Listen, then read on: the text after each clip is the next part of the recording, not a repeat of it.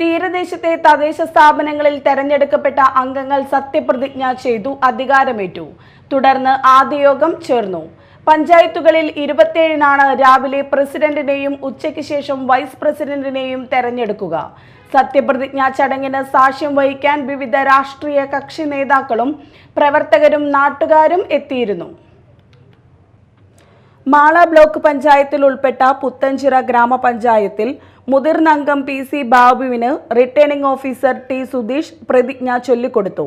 അതിനുശേഷം ബാക്കി 15 പേരും PC ബാബു മുൻപാകെ പ്രതിജ്ഞ ചൊല്ലി. തുടർന്ന് ആദ്യ യോഗം കൂടി. തീരദേശത്തെ തദ്ദേശ സ്ഥാപനങ്ങളിൽ തെരഞ്ഞെടുക്കപ്പെട്ട അംഗങ്ങൾ സത്യപ്രതിജ്ഞ ചെയ്ത് അധികാരമേറ്റു. തുടർന്ന് ആദ്യ യോഗം ചേർന്നു. എടതിരുത്തി ഗ്രാമപഞ്ചായത്തിലേക്ക് തെരഞ്ഞെടുക്കപ്പെട്ട അംഗങ്ങൾ സത്യപ്രതിജ്ഞ ചെയ്ത് അധികാരമേറ്റു. പഞ്ചായത്ത് പരിസരത്ത് നടന്ന ചടങ്ങിൽ വരണാധികാരി MK സ്മിത മുതിർന്ന അംഗം TK ചന്ദ്രബാബുവിന് സത്യവാചകം ചൊല്ലിക്കൊടുത്തു. മറ്റു അംഗങ്ങൾക്ക് TK ചന്ദ്രബാബു പ്രതിജ്ഞാവാചകം ചൊല്ലിക്കൊടുത്തു. ചടങ്ങിന് ശേഷം ആദ്യ യോഗം ചേർന്നു.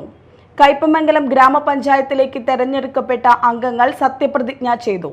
പഞ്ചായത്ത് കമ്മ്യൂണിറ്റി ഹാളിൽ നടന്ന ചടങ്ങിൽ വരണാധികാരി CS ലിജു മുതിർന്ന അംഗം PT രാമചന്ദ്രന് ആദ്യം സത്യവാചകം ചൊല്ലിക്കൊടുത്തു. മറ്റംഗങ്ങൾക്ക് PT രാമചന്ദ്രൻ പ്രതിജ്ഞാവാചകം ചൊല്ലിക്കൊടുത്തു.